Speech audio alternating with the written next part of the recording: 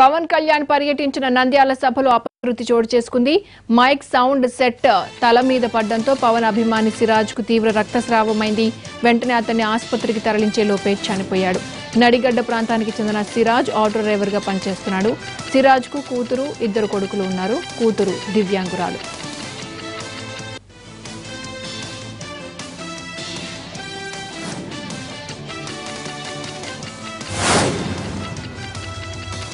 AP intelligence chief AB Venkateswara Rao బదిలీ కావడంతో కొత్త డీజీ నియామకం కోసం ప్రక్రియ మొదలైంది. 3 అడిషనల్ డీజీల పేర్లను ఎన్నికల సంఘానికి పంపారు ఏపీ చీఫ్ సెక్రటరీ. ఈసీకి పంపిన లిస్టులో నళిని ప్రభాత్, కుమార్ విశ్వజిత్, కృపానంద త్రిపాఠి ఉన్నారు. వీరిలో ఒకరిని ఈసీ ఇంటెలిజెన్స్ చీఫ్ గా నియమించనుంది.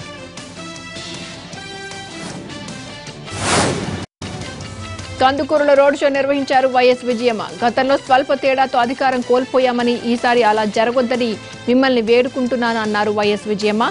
9 ఏళ్లుగా జగన్ మీకోసం పోరాడుతున్నాడని, స్పెషల్ స్టేటస్ కోసం అలుపెరగని ఉద్యమం చేశాడన్నారు విజయమ్మ.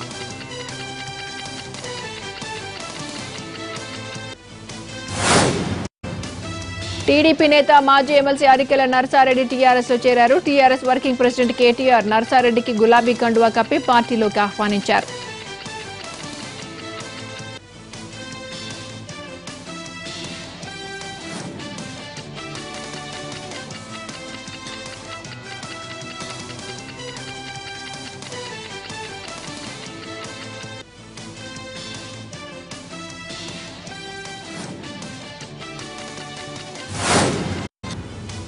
ఆదిలాబాద్ జిల్లా కేంద్రంలోని రిజిస్ట్రేషన్ కార్యాలయంలో ఆందోళనకు దిగారు కొంతమంది మున్సిపల్ కౌన్సిలర్లు. ఎన్ఓసీ భూముల రిజిస్ట్రేషన్ చేయడంతో పాటు మున్సిపల్ ఏరియాలోని భూములను కూడా రిజిస్ట్రేషన్ చేయాలని సబ్ రిజిస్ట్రార్ కు గొడవకు దిగారు. గత కొద్ది రోజులుగా ప్రభుత్వ భూముల రిజిస్ట్రేషన్లను సబ్ రిజిస్ట్రార్ నిలిపివేశారు. ప్రభుత్వ భూములను రిజిస్ట్రేషన్ చేసేది లేదని తేల్చి చెప్పారు రిజిస్ట్రార్. ఈ క్రమంలో పరిస్థితి చేయి దాటిపోయే అవకాశం ఉండటంతో పోలీసులు రంగప్రవేశం చేసే పరిస్థితిని చక్కదిద్దారు. ప్రభుత్వ భూములను కాపాడాల్సిన కౌన్సిలర్లు ఇలా అధికారులతో గొడవకు దిగడం జిల్లాలో చర్చనీయాంశమైంది.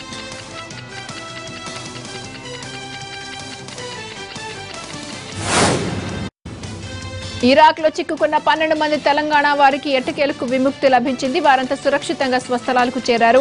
వారిని హైదరాబాద్ కు తరలించడంలో తెలంగాణ గల్ఫ్ బాధితుల సంఘం కీలకంగా వ్యవహరించింది.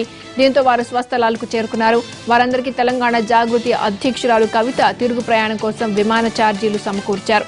స్వదేశానికి తిరుగు రావడంతో బాధితులంతా సంతోషం వ్యక్తం చేశారు.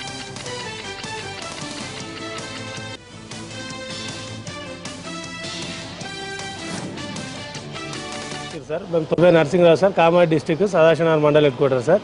మేము 12 మంది వెళ్ళాం సార్. ఇరాకు 14 మంది వెళ్ళాం సార్. 14 మందిలో 2 ఫస్ట్ వచ్చారు సార్. మేము 9 నెలలు అవుతుంది సార్ వెళ్ళి. ఇక్కడ పోయిన తర్వాత 3 నెలల శాలరీ ఇచ్చిండు, 5 నెలల శాలరీ ఇవ్వాలి. మా హరిబాబు వాళ్ళ కొడుకు వచ్చి వెపన్స్ పెట్టి బెదిరించడం జరిగింది.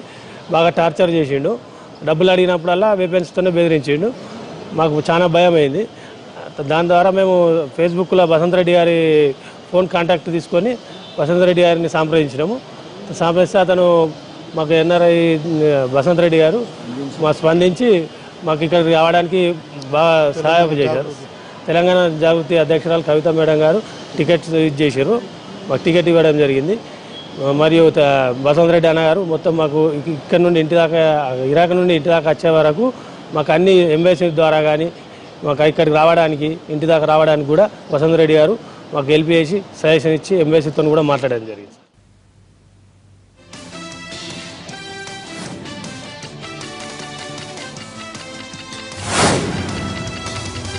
ఆదిలాబాద్ జిల్లాలో బీజేపీ నేతలు వినూత్నంగా ప్రచారం నిర్వహించారు. ఆసిఫాబాద్ లో మోదీ మాస్కులు ధరించి క్యాంపెయిన్ చేశారు. నమో నినాదాలతో హోరెత్తించారు. ఆదిలాబాద్ ఎంపీ అభ్యర్థి సోయం బాపురావుకు మద్దతుగా వెరైటీగా క్యాంపెయిన్ చేశారు ఆ పార్టీ కార్యకర్తలు.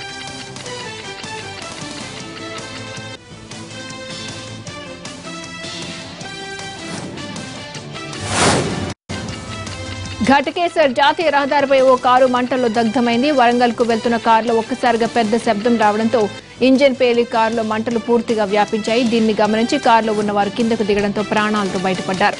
అందరూ చూస్తుండగానే కారు పూర్తిగా కాలి బూడిదైంది.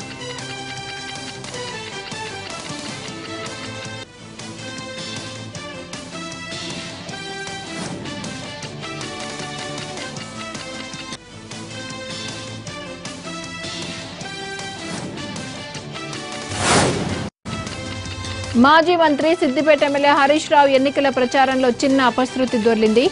ఆయన ప్రయాణిస్తున్న ప్రచార రథంలో హఠాత్తుగా మంటలు చెలరేగాయి. దీన్ని గమనించిన వెంటనే హరీష్ రావుతో పాటు మెదక్ ఎంపీ అభ్యర్థి ప్రభాకర్ రెడ్డి ప్రచార రథం దిగారు. జనరేటర్లో సమస్య వల్ల మంటలు వచ్చాయని గుర్తించారు.